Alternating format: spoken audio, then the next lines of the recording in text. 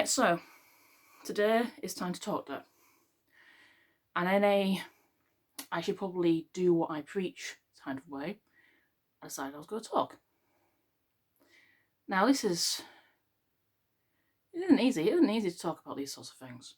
And I haven't quite decided what I'm going to talk about yet, because I've got quite a list of diagnoses. Diagnosi? Whatever. So, I'm recovered bulimic. For a lot, well, I was anorexic for a while as well, but it sort of morphed into bulimia. Now, I won't get into the nitty gritty of what bulimia is, but in essence, I removed any food that I ate, and I over-exercised to the point where it was technically classed as an addiction. All in all, basically, everyone else in around me thought I was being healthy, when in reality, I was anything but. Now, I'm recovered from that now. As you all probably noticed, I still do an awful lot of exercise, but it's more of a healthy sort of thing now. In fact, to be honest, it was running that pretty much saved me, because I discovered that if I wanted to get better at the running, which I did, I wanted to be able to do further distances, I wanted to get faster, etc., I could only do that if I looked after myself. So in a way, the running gave me a reason to take care of my own body. And I know that sounds probably a bit ridiculous to people, because, it's my body. If I don't take care of it, where am I going to live, as it were? If you only get one body, you don't get a second chance. Head transplants are not yet a thing. Well, not yet a proper thing anyway. Let's just take it with that. We'll ignore the scientist guy who seems to think he can do it with dogs. But anyway, the point is, if I hadn't taken up running and I hadn't done it seriously, the chances are I would still be ill. And that's a weird thing to think about. Especially once I took up ultra running.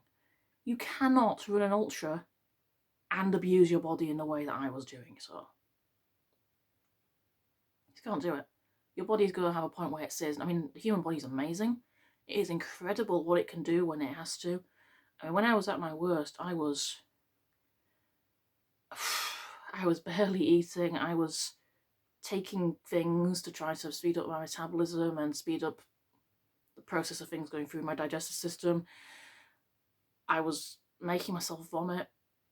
And yet I was also going to the gym twice a day, rock climbing, mountain biking, running. How my body didn't break down, I do not know. The human body is an amazing thing. It can cope with a lot. But not forever. At some point it was going to give. At some point things would have started breaking down and I would have done irreversible damage. I've already got some damage. I've got GERD, which basically means that acid doesn't stay in my stomach, it comes back up. I've probably got that for life now, because of the things I used to do to my body. The other thing is, although I say I'm recovered, the mindset doesn't ever really properly leave you. Yes, I don't act on these things anymore, but I still have the thoughts. I still have a level of self-loathing for my own body. I still sometimes think to myself, oh, I haven't run far enough today, I can't eat that. That's not the right way of thinking. It really isn't. Running should be a celebration of what your body can do, not a punishment for eating. The human body's incredible, but you've got to look after it. I don't know if this is helping anyone, to be honest, but I thought rather than just doing one on, whoa, my brain is ridiculous, I'd break it down a little bit. So this is my experience with eating disorders. I'm not entirely sure when it started, to be honest. Eating disorders kind of sneaky. It sort of goes from what seems like normal diet culture behaviour, and it slowly morphs into that. Into some almost personified creature that lives inside your head that's constantly telling you that you're worthless and that you don't deserve food and that you have to go run another 10k or whatever. It becomes all you can think about, all you can focus on.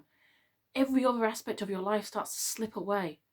And at the beginning, it doesn't feel so bad because people start complimenting you, saying, oh, you've lost weight, oh, you're looking good and all this sort of stuff, and it almost feeds the disorder to start with. I'm not blaming anyone, by the way, because no one had any way of knowing. Even once I got quite ill, I got quite good at hiding it. I'd wear baggy clothing. I'd lie about when I'd eaten. I'd lie about how many times I'd been to the gym. People just thought I was being healthy. When they saw me eat like a salad and nothing else, no one knew that when I ate more than that and then disappeared for 10 minutes afterwards what I was actually doing in the bathroom. No one could know. No one had any way of knowing. I found so many tricks to hide things. And in a way, that's part of the issue, isn't it? I had a disorder that, in an essence, encourages isolation, encourages you to secrecy. And then the world around you also kind of treats mental health like something that you shouldn't talk about. Like it's some sort of terrifying thing. Like if you were to say it, it was going to happen to you, like a bogeyman or something. I don't know. I don't really know what people's fear is about talking about it. Maybe it's just a case of feeling awkward. But I was in a society that didn't really let you talk about mental health while also having a mental health disorder that made me want to hide.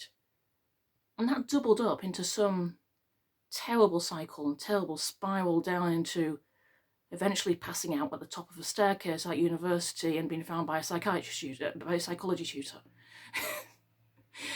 Who luckily, I don't know, at the time I didn't think it was luckily, but who luckily realised what was going on and ended up getting into treatment.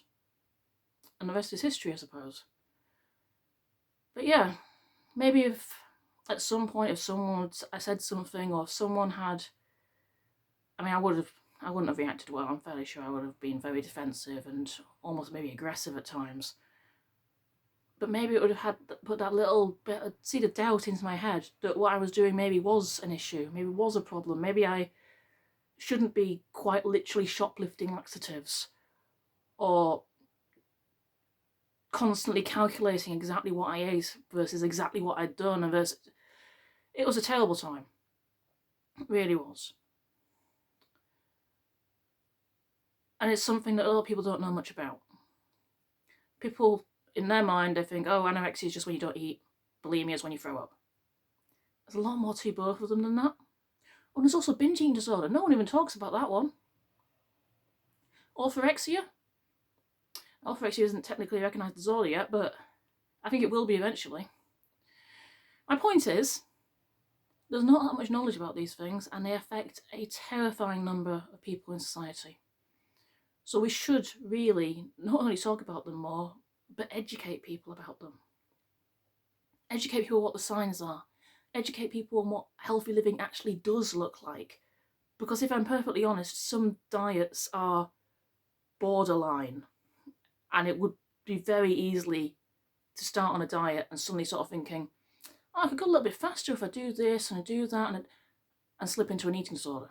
It can happen. I've actually seen it happen. So, I just basically think we need to talk about these things more, have a bit more education about it, and just be aware of not only our own behaviours, but other people's. I'm not saying if you suspect someone's got one to go and confront them about it, but just let them know that you're there. Because at some point they will start doubting what they're doing. At some point they might get scared. At some point they're going to hate everything that their mind's making them do. And at that point, they will want someone to speak to. And if you have already made it clear that you are someone who they can talk to, judgment-free, who will listen, you're already steps ahead, aren't you? Because they already know someone to go to, rather than just hiding further and further into self-denial and into their isolation and into self-hatred until, well, look at the statistics, how many people die from eating disorders. It's quite scary. So yeah, this has gone on longer than I planned it on doing. If you've stayed through this long, well done. But today's time to talk day, so I'm trying to talk.